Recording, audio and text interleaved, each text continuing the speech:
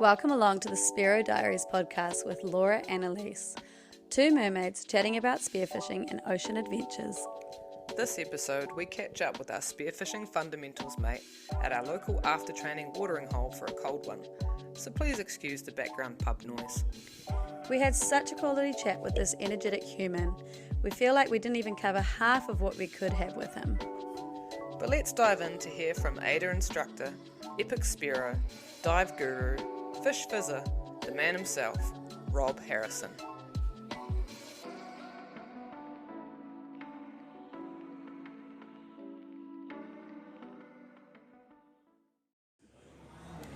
Okay, we would like to welcome Rob Harrison to our interview tonight. We're very excited to have him here.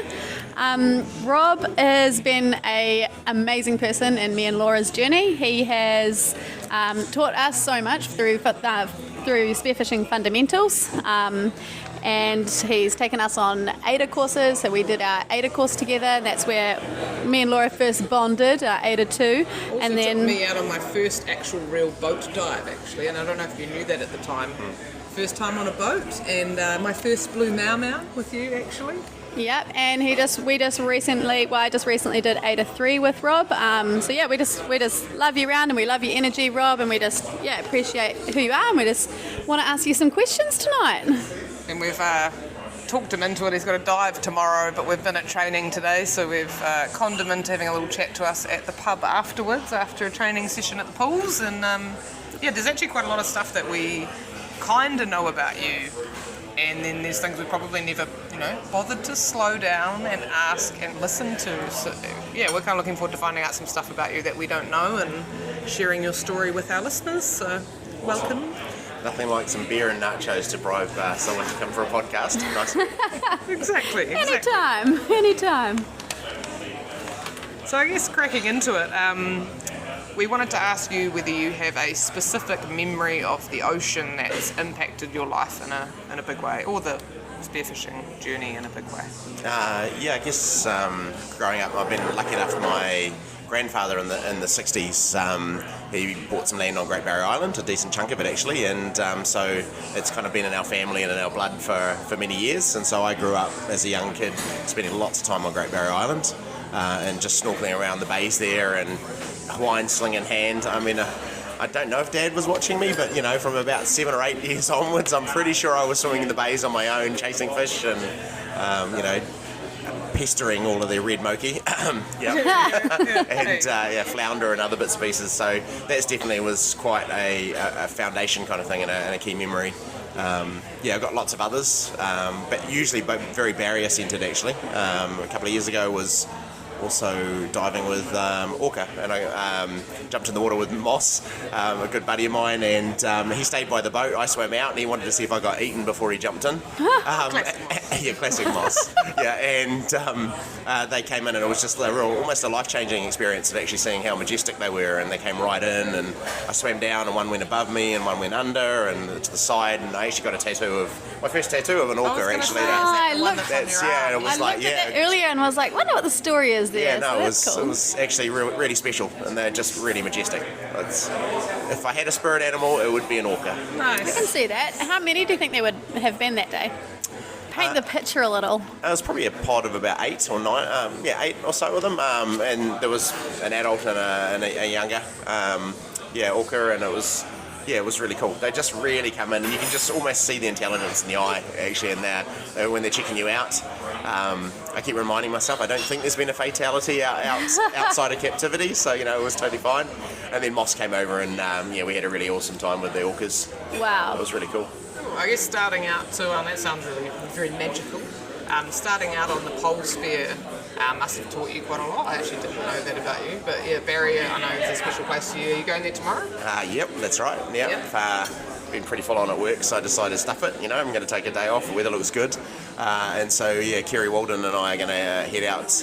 Tried to rope these two into going, but they have to work. So I know we couldn't get out of it either. Pretty upsetting. That's actually. All right. No rest for the wicked. But I love getting out to the barrier anytime I can. So yes, the barrier is definitely a big part of growing up, and pole spearing is a really good way to start. Like before you start getting into using a standard spear gun and so forth. I think it just teaches you just to slow down, get comfortable in the water, and actually, and that's one of the reasons why I like the catfish cull. Actually, it's quite fun just to get back to your roots and do the pole spearing is quite neat, and then kind of makes me reminisce a little bit. Yeah, we did have some further chats and questions later on about your freshwater accolades, actually, but I guess we'll go into the next part. I mean, you've mentioned your memories linked into how you started spearing at Great Barrier and on the pole spear, but I think I actually heard somewhere that you kind of gave a little bit of a dabble and then you got into it more later on when you were, I think at uni, doing underwater hockey, is that correct? Yeah, that's right. So I mean, pole spearing and definitely in the water a fair bit and getting scallops and stuff like that, but I didn't really get into like more hardcore spearing until a bit later. I played underwater hockey, from about 6 or 7 years old. My father used to play in Thames actually, and I was snorkeling along the surface watching it a lot of the time, and eventually I joined in with all the old buggers, and it took me probably about 5 or 6 years before I finally could score goals against them. I played underwater hockey for many, many years actually, and I've got a lot of really good mates, a lot of them Spearos, through the hockey days, and probably about 6-7 years ago, I also went to the Worlds, to the Masters, and played there with a bunch of those guys that I spear with, but also like to play underwater hockey with. Yeah, and through that, actually, I think it was Anthony Harfucker, who I think you guys know. I was just talking to him about how to improve spearing and so forth, and he suggested I do a course, actually, a freediving course, and that was one way I did that, and then I started getting more serious about the spearfishing and got into it that way, and sort of joined a few of the old buggers from underwater hockey and went spearing with them, and then started doing competitions, and so they took me under their wing, and it was awesome, really cool. It's so cool, like just having such experienced people and having them take you under your wing. Like I know that like you've been a really influential person to me and Laura, and definitely given us heaps of guidance. So a couple of things.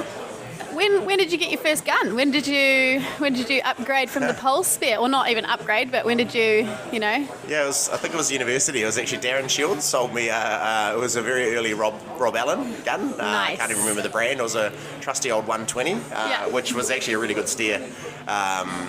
Still have it? No. I gave that away a while back actually to some of the locals on the barrier. Cool. Yeah, and that was, I think Darren it was back in the Wild Blue days actually. Darren kind of put me on the straight and narrow, and I knew him through the underwater hockey days, and so he put me on to getting one of those guns, and joined a bunch of mates actually. Pete Hutchings was a really good dude. He passed away. He was in a car accident a few years back. Sorry. That's why they call it Pete's Rock out at off Red Merc. It's named after Pete Hutchings. Okay. He was a really good mate. Played underwater hockey with him a lot, but also used to go out spearfishing with him, and he introduced me to a few places. And another mutual friend of his, George Napa. Probably the last dive I did with Pete and George, we were out off Bumper Point off the Mercs. Yeah. And we kind of went down and I saw a massive blue moki there, and and it was like, oh yeah, that's a really cool blue moki, and I decided not to shoot it because it was pretty tame. Okay. Come back onto the boat, and then Pete goes, oh guys, I forgot to mention I've got a pet blue moki here, please you shouldn't shoot it, and George opens the chili bin and says, oh, you mean this one? Yeah. Oh no. And so that was my last dive with Pete and George. It was one of the conversations you probably had before you hop in the water, particularly with George. Yeah, in shoot that first. area. I didn't know what it was, so I shot it. I was wondering if you were about to say that you brought up a bluefish, which is quite a rare fish, which sometimes some of us have done by accident. No judgment. No judgment. So from there, what is your favourite part about spearfishing? Like, what makes you tick? Why are you here training us every week, and why do you love it? Yes, it's a good question. I have a particularly busy mind, and at work sometimes it's a superpower, and the ability to be able to kind of see the different options and work stuff through, but can also be sometimes your greatest strengths can be your biggest weaknesses, and I know I need some time to shut off. And actually the thing that I love about spearfishing, and particularly swimming a section of the coast or something like that, is it's just you, it's quiet, you're exploring, you're in the moment, and you kind of can't really be thinking about, well, what's happening next week, or you can't be getting too stressed about the things you didn't do or how that's kind of going. It's a very present and kind of mindful activity, and so I find spearfishing quite therapeutic. That and the fact that that actually you can get a feed. It's good for outdoors. I used to do a lot of adventure racing and like 24, 48 hour type events. Did you? Yeah. So I got a bit obsessed. I did the coast to coast before I had kids. Did you? Stuff, yeah. Far out. Things we don't know. Machine. Secret You're a bit of a machine. weapon, but okay. And then what I found with the spearfishing is I could still get that buzz of, the longer endurance, particularly when you do a competition and things like that. It's a lot of the same mental toughness that you do in adventure racing or... I can see that's why Moss is always trying to keep up with you. Yeah, no, he's a good buddy. Actually, I've dived with a lot of people over the years, and it's really nice to... One of my strengths is I'm reasonably quick in the water. I used to like doing all the swim fins, and I won it 2 years back to back, and then I was like, right, I'm out. And I'm done. I think I beat Moss actually in the second time. That's the fin ones where you're just doing a swim on the day we're not competing. Yeah, kind of I'm pretty sure if I ever did one again, I definitely wouldn't beat Moss. So I'm just going to bank it and take that. But We never have to talk about it again. It's okay. No. Rob won. Twice. It's really nice finding a buddy that's actually enjoys that the stillness and the downtime, but also has a very similar philosophy. So there's kind of like a camaraderie aspect of spearing, and so when you ask, why do I like the fundamentals and why do I do it, I had the opportunity to learn from a lot of people, and I want to pay it forward.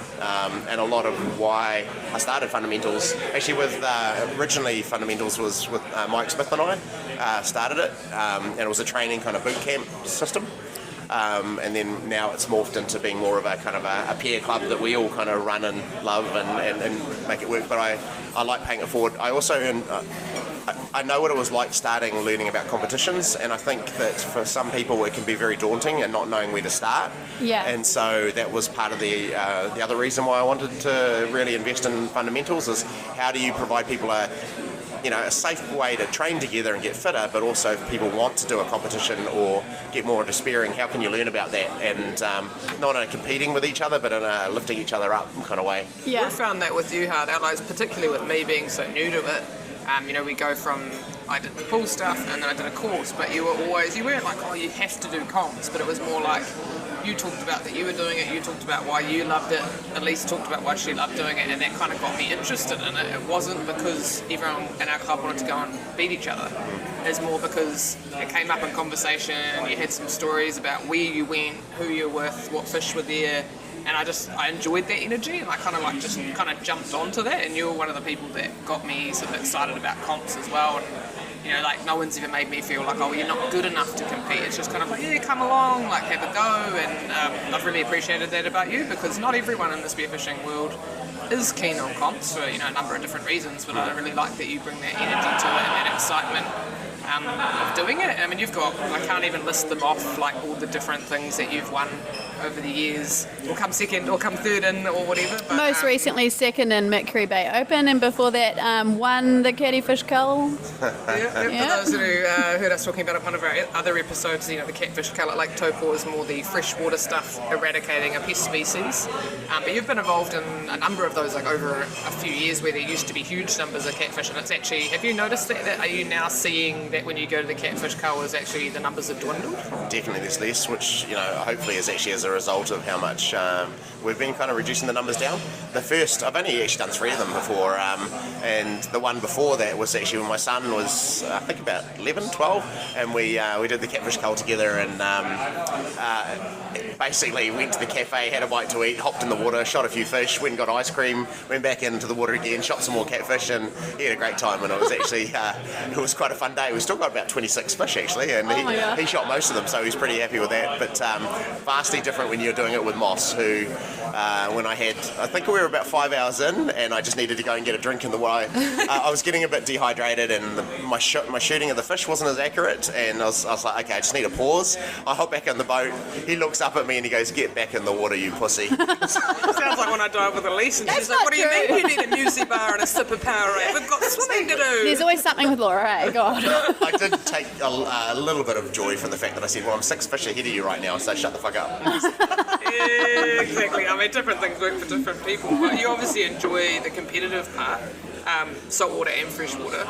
What is it about the competition side that gets you excited? Yep. Yeah, I guess as I kind of mentioned, I used to like doing adventure races and multi-sport and bits and pieces. And when you do adventure racing type stuff, there's a layer of, over the years, as I kind of got more experience with it, you learn about actually strategy is a key part of it, and actually, navigating and figuring out which way you're going to go. So is as important as being fit. And I'm not getting any younger. And so, I like the idea that you still have the physical aspects to a comp, but also that there's a lot of strategy. And comps are, look at what the tide's doing, which way is the current running, how far away are the rocks where the pelagics might be, who are the other competitors, do you want to go and target your pelagics first, do you want to go and smash a snapper or two, which way do you go? There's a lot of strategy involved in it that actually I like the mental aspect of that, and I enjoy just kind of watching other people's strategies and sort of seeing what they do, and no one comp's the same as the next, and I like that mental side of it. I like the physical side. I just love that kind of the buzz that you get when you're 3 hours into it, and you pass through the little bit of the pain and the discomfort of CO2 and so forth, and you start to hit your straps, and sometimes it doesn't pan out, and I also like that when you're with a really good buddy, even if it's a really stink day, that actually you can still have fun and really enjoy it. And over the years I've had some pretty awful buddies, if I'm honest, that get a bit grumpy with you if things don't go well. Laura laughs. I sound like a psycho in the water. Maybe I am sometimes. It wasn't directed at Elisa, it was just a laugh. It was just a laugh. Lots of different people. Yeah, multiple. Yeah, and laughing in agreement. Matt Kaya is just stepping in, taking photos because he's a glorious man behind him. We'll get you here, Matt. Don't worry. Don't you worry. Don't go home and cry. Matt's in the Navy. We clearly didn't work him hard enough in the pool today. Yeah. And then on the flip side, probably one of my most memorable comp situations wasn't when, we were winning or anything. Moss and I, it was a 50-50 call out of the Mokes. I think it was just after COVID. We went the wrong way. And he was throwing kinner at me and just having a bit of a laugh. And actually he's a competitive guy, but you know what? When you're both in that situation, you can either lift each other up or you can bring each other down. And I like that. I like the fact that actually that he approaches it that way, and that it was about, hey, let's still enjoy it, even though there's a bit of adversity. And I think that's a pretty cool feeling too. So that would be your ideal dive buddy, somebody that can go hard but also have fun when your cards are down. Yeah. That's awesome. Do you have any comp day dive rituals? Do you do anything in particular, or is there anything on the lead up to diving a competition that you prepare for? Yeah, moderately so. I mean, the Mercury Bay Open, to be honest, I was a bit unwell and I've been working my ass off, so I was probably less prepared for that. But actually, it was quite nice that Stu was mellow about it, so we kind of went in with low expectations about, and I normally do train. If I'm doing a serious comp, I'll normally do a bit of training, like the fundies training, but I'll also do other stuff as well. But prior to, I guess because of my multi-sport background and bits and pieces, I'm very meticulous about making sure my gear's there. I'll lay it all out, I'll get it prepped. So I used to do a lot of containers and get all that sort of stuff set up. And so I am very, I know what gear I need, and I'll get that set up ahead of time, and I'll make sure that it's all kind of ready to go a week or two before if I can. I don't want to be changing my gear or getting, taking it to the shop and getting some changes done to bits and pieces. Yeah. And then probably the night before, don't stay with all the fundies crew. Make sure you get separate accommodation. That's usually one of my strategies. People like Laura and Elisa want to stay up at 9 o'clock asking questions about your life. That's our ploy. That's how we wear you down. No, exactly. So there's that. I usually eat pretty well and try to get a reasonable sleep if you can. Do you cut alcohol out any time before? Yeah, I do. Yeah, normally caffeine and alcohol I tend not to have before if I'm going more serious in a comp. Days off or weeks off? No, caffeine normally a couple of weeks before, and it's the same thing when I'm doing freediving. If I'm wanting to be more serious about it, when I was in Egypt I didn't drink coffee at all, just because I don't like having a headache of the caffeine withdrawals, but also it just lowers your heart rate. If you, I don't know if we did it when we did our course, but if you have an O2 measurer, basically a pulse meter, you can actually see I noticed the students that notice the difference between people who have had a coffee before they actually are holding their breath and those that don't. So it does make a difference. And I also hate that caffeine headache, it's hard enough when you're doing a comp, you're dehydrated, and then you're also throwing in a caffeine withdrawals. Alcohol, Each their own, but actually I do think it slows down your performance, but also for a lot of people it can make it harder to equalise. And often you'll find in your sinuses, it won't be your ears, it'll actually be your nose, and you find you're about 10 metre mark, you can't go any further. Often alcohol and dehydration is actually what causes that. Dehydration of having it as well. Yeah. I guess it links us into a lot of, we had a few questions around the freediving side of your life, because even though we're talking about being a Spearo for you, that whole freediving side, I know you mentioned it at the start, but you've been an amazing coach to us on those freediving skills. But just for those who don't know that little bit about you with fundamentals, you're a huge part in building and developing Auckland Freedive, which is one of the hugest freediving clubs, I think, in New Zealand at least. And then that led you into creating the spearfishing fundamentals more as a group, more of a social, like you were saying before, spearfishing skill focused group that encouraged competition and training and safety and all those kinds of things. I feel like you've covered a lot of this a little bit, but we wanted to kind of ask, why are you so passionate about that freediving side of it? And I think for you, from what I've noticed anyway, that element seems to be a pretty big part of why you do so well when you do compete. It must have a huge impact on the skills you have for obtaining the fish that you do and making the decisions you do. But like you're saying, those health choices that you've made come probably a lot from the years of you doing freediving and noticing that it improves. Winding round to my question, why do you recommend doing a freediving course? Because we've talked about all these elements of it, how it helps you, but if you just kind of could give people who are maybe new to it or who haven't done a course a way of explaining why freediving would help their spearfishing, what would you say? There's a few things to kind of unpack in that one. The first one, if we kind of talk about the freediving, it was quite a number of years ago when I first joined the Auckland Freediving Club. There's probably about 8, 9, 10 people that were kind of training at the tip of bars. Actually, I think it was in the YMCA actually, up on is it Hobson or Nelson Street initially, and it was a real small close-knit group that were kind of more hard out kind of freediving stalwarts, but.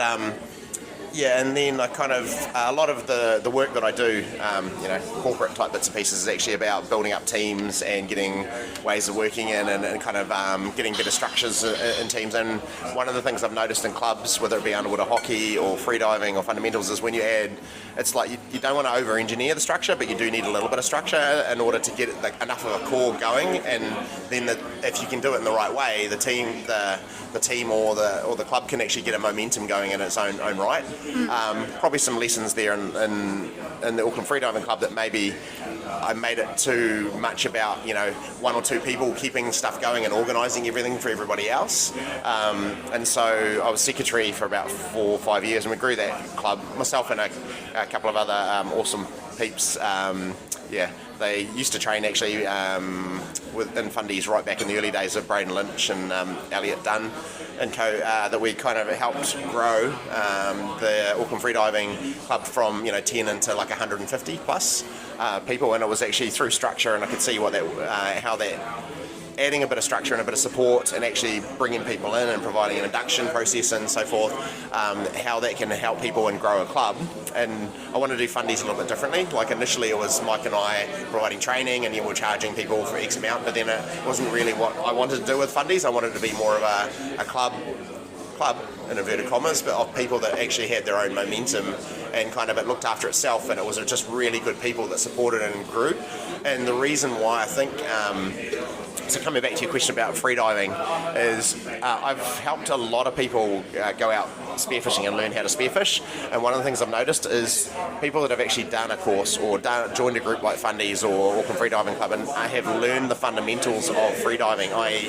1, you're safer, 2, you've got a good duck dive, you know how to do your proper prep for your breathing, you know how to do recovery, you're comfortable, you're equalising in a really good way. That means that you've got the basics sorted that you can then learn how to hunt. And I think if you're trying to learn to hunt and also learn how to dive at the same time, it's not a great formula. it's a hell of a lot, and I've noticed, like, I often, and I'm probably more often than not, actually taking people that have done a course, done a bit of freediving out for their first time, in the middle of summer, get them onto their first kingy, and that wouldn't happen if they hadn't have done the freediving basics, or say a snapper or something along those lines. And I think it's important to learn the fundamentals first, and then you can learn how to hunt. Trying to do it all at once is a really tough ask. Some people, can click straight into it and sort it, and others need a bit more support. And I found the people that have done the freediving, they enjoy the spearfishing side of it a lot more, and they are in a much better place to then learn, how do I target fish? How do I make sure I don't get tangled in my line? How do I go a little bit deeper? And you're just focusing on the hunting and not on the basics, that you really want to become muscle memory, that you're not really thinking about it. Yeah, I mean, like every week we, for us who have come through and done the Aida courses and have been through the freediving courses, and then every week having the training on Tuesdays and Thursdays for Laura, just Thursdays for me. The wonderfully punishing CO2 tables do make your spearfishing a lot better, and it does help you so much. Do you think doing it underwater in particular helps way more than just doing static tables at home? It all helps. If you can't get in the water, then definitely doing static tables are a good substitute. And I think even complementary wise, it depends on what.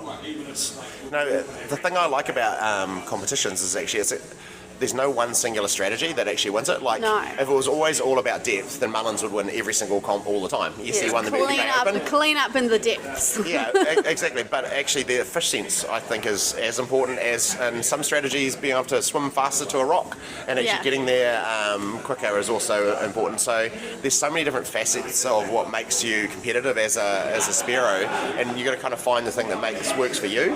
And I think when you train and you do CO2, that's going to give you an overall better tolerance, and you will likely be able to dive deeper, but you'll also get fitter. You're going to have stronger legs. You'll be able to deal with not cramping up as frequently. When it's that race to that rock to try and get all the pelagic fish, all that sort of stuff is going to be money in the bank. And if you haven't done it, then you can't really do it. No. So recently, you have just got back from an incredible few months over in Egypt.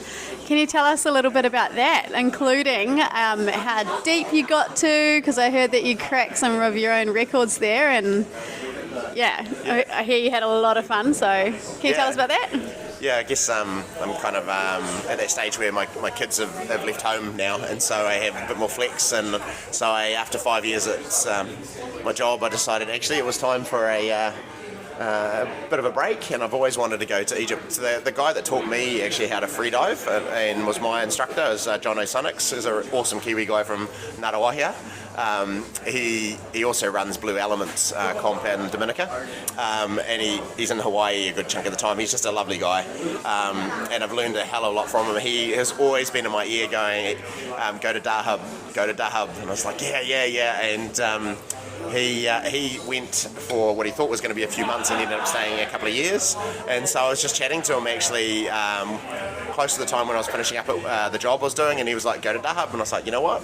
Now it's probably the best opportunity I'll ever get. So I took a few months off, and I went to, so for those that don't know, Dahab's in the Red Sea, South Sinai region. So you kind of go to Cairo, then you head over to Sharm el Sheikh, and then you drive slightly north of that, potentially into a little bit of the hot zone at the moment, but actually Dahab's a little bit south of that.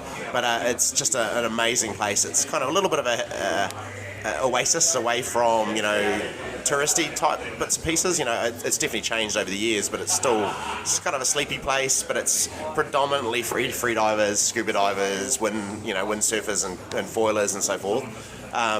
But there's amazing diving just straight off the beach. There's the lighthouse area goes to about 60 metres, and then the blue hole goes to about 110, which is like literally you step off the road out not even 15 metres, and you can have up to 110 metres with no current. Oh my goodness! And you only have to scroll Instagram for about 30 seconds to see a picture of the blue hole that place looks it's amazing. Nuts. And the marine life there is outstanding. There's no spearfishing or anything like that, so it was a cool spot. So yeah, I went October sort of timeline, which is actually not a bad time of the year to go. It was warm during the day, but the water temperature was probably 28 degrees, 29. Sounds really tough so far, Rob. Yeah, it was a challenge, but somebody had to do it. It's also stupidly cheap. Like, I think in my budget I was spending about $60 or $70 a day, and that was for my freediving, that was food, that was my accommodation, and so forth. But there's a number of social media platforms that you can find dive buddies, and so I just sort of put the word out and found some other people to train with, and so basically every day was kind of like yoga, stretching, just kind of chilling and progressing my depth. I didn't want to do anything too radical like straight away. I just wanted to kind of ease into it.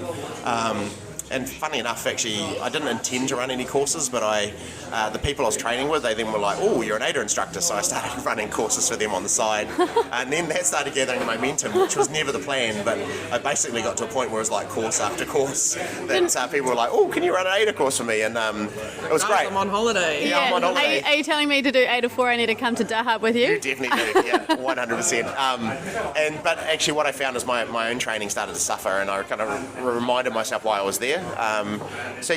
Personal goals. I wanted to do over 60, and I got to 65. I definitely. Woohoo! Holy moly! It was cool, and actually, it was probably the easiest dive I've done. Like around, it's just good buddies, no current, blue water. Stretching every day, and just really getting in the zone. And I'd been working on my own mouthful and my equalisation and deep and so forth, and it was just nice to do a dive that didn't feel stressful and to that sort of depth and so forth. So it was cool. Like, nice. Probably helped that you're not going to work and all those kinds of things. Yeah, Get that full did. relaxation zone. Would you say that? I mean, this could come from freediving or spearfishing. If you could name one thing that's been like the biggest challenge to your spearfishing or freediving, what would you say it has been? So, And that sounds pretty like it was all very chill and flowed and just was quite, and not easy, but that sounds like it all came together really nicely. But have there been a part of your journey that's been difficult? The thing with depth is, everyone has their own little sort of step or plateau that they kind of hit, and it's an interesting one. I was always taught, and it's Jono's philosophy, which I understand. He never used to teach the mouthful, which is a deeper equalisation technique, until someone had earned 40 metres doing frenzel, so not mouthfulling, and that just meant that you'd learn about gradual adaptation, and that you basically would increase your flexibility. And I guess I found the transition from frenzeling there to learning the mouthful really hard to actually and be able to hold my mouthful. Since then, I guess I got challenged by some of the other instructors on that philosophy, which, each their own, and there's pros and cons of maybe if I had learned the mouthful and practiced that early at the start, then I wouldn't have to change from one style to another as I was going deeper. So like it would have been a gradual change. Gradual change. Drastic thing that you have to learn to do when you've already been doing it. Yeah, I can see how that would be. But there's pros and cons of each approach. So I definitely found that keeping my mouth full and going deeper, like when you start going deeper than sort of 50 metres or so, you're staying relaxed and just kind of enjoying that journey, and definitely having the time off in Egypt made that a bit easier when you I did have to work a little bit, but not a lot, and I was just able to focus on the freediving and just enjoying the whole Dahab experience in Egypt and so forth. It would have been a pretty special time. It sounded amazing, and the photos that you had been sending back was just like, I think me and Laura were both like, oh, that looks incredible, like so beautiful, the colours in the water. If you could have a diary entry, Spearo Diaries. Spearo Diary. Today I caught a big fish. If you could have a Dear Diary entry, can you recall a story for your Dear Diary day of your most memorable fish? Ooh, okay, yeah, Dear Diary, eh? Journal log. You can make the entrance as cute as you like. There's probably a couple. The first one would be the first time I cracked the 20-pounder, actually a snapper, and that was actually off Cowell. Just out off the bat with a mate of mine. Actually, the first time he'd been out spearfishing, and I Cowell. Off Cowell, yeah. Oh my gosh. And swam around a rock, and then there was nothing there, and then I swam back around the other side and saw I think it was just under 11 kilo snapper, and shot that, and it was a real buzz. So I was just like, I was whooping, and he was looking at me like, "What's the big deal?" I'm like, no, it's a big deal, and it was cool. I enjoyed that.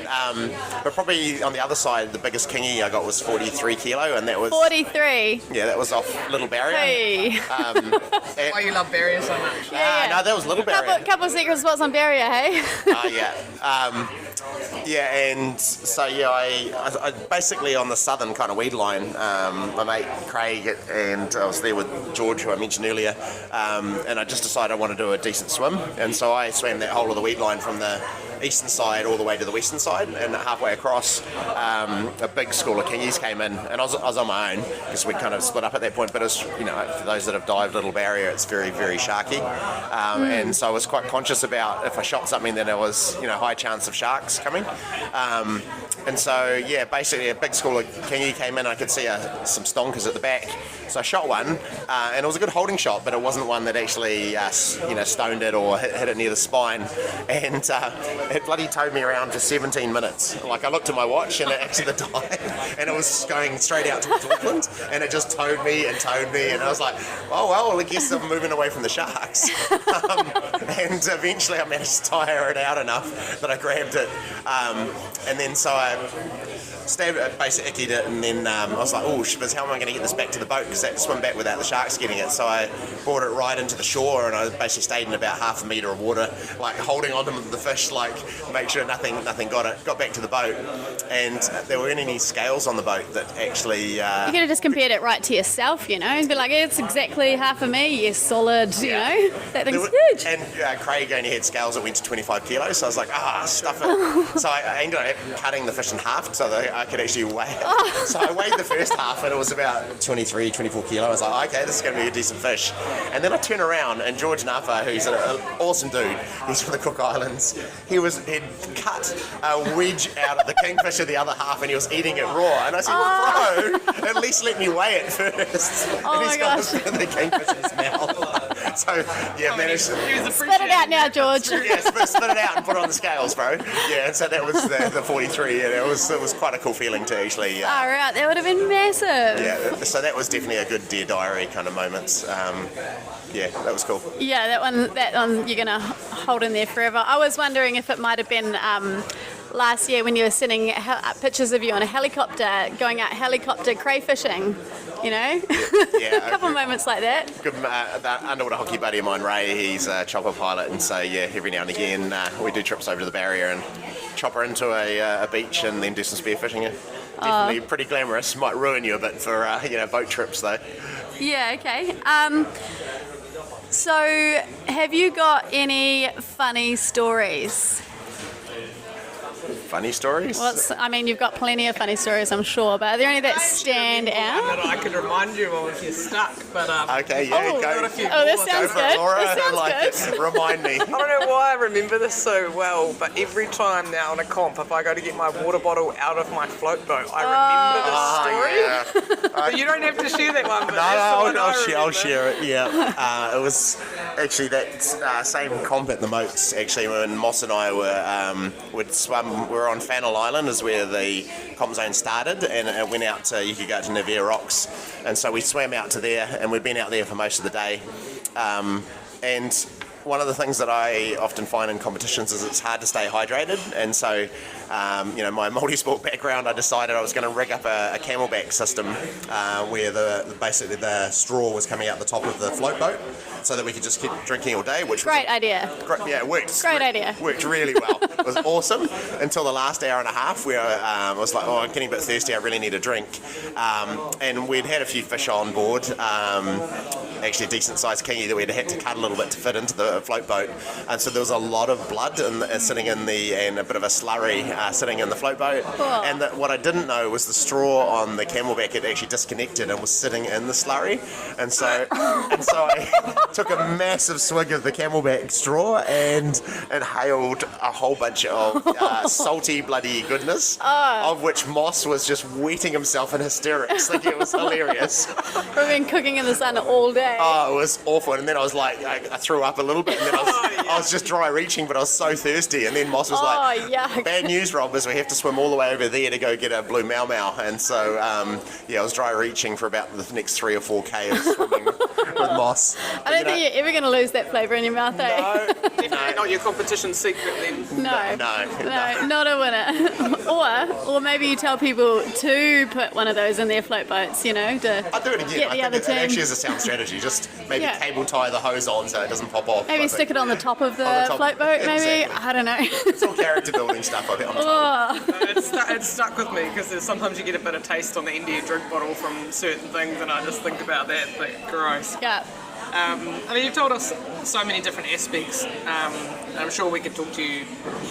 We could do a whole episode just on snapper shooting with you and how to hunt them, I'm sure, and hopefully we can do that another time with you and be a bit more specific about our questioning. But in terms of like being a spearer, I guess that's what we're trying to capture by talking to people like you that we know, that we think of, and we think, well, who do we think of that just like kind of is the epitome of what we think a spearer is? What does it mean to you to be a so-called spearer? It's an interesting question. I guess there's lots of different types of spearos, and I think it doesn't mean that you're doing comps. It's just somebody who likes to go out and get a feed and just being in the water. Whether you're, I think you can be a happy spearo actually some days just swimming in the ocean. You've got the gun in the hand, you don't even shoot anything. I think it's just being out there and immersed in it. And just giving it a go. Like even if you haven't learned how to dive deep, just being on the surface is still cool too. Obviously the spearo part is having the gun, and I guess along the way there's people that have kind of helped my thinking a little bit or shaped it, like the likes of Gary Conway. When I first started, I was very obsessed about snapper, kingfish, and he really challenged my thinking about, well, there's so many other species in New Zealand, and if we really think about it, I know when you go to the tropics, you see lots of colourful fish, but probably in New Zealand, we probably have the most diverse, number of fish around. And I think that we get used to seeing kawai and trevally and all the other fish, but actually we're very lucky with the number of different species that we have, and actually having a go at all of them.